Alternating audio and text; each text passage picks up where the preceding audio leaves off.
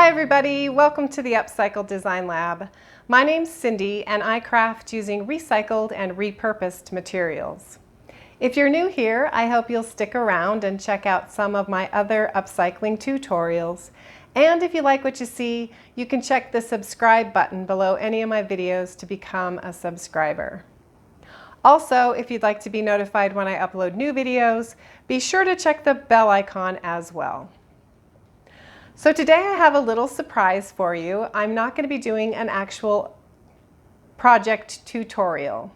What I am going to do is take you on a short tour of an exhibit made entirely from trash. Now I think it's a pretty amazing exhibit, but in full disclosure, I might be a little bit biased because my sister is one of the artists who put the exhibit together. Still, I think you might be pretty amazed by some of the things that you can do with trash.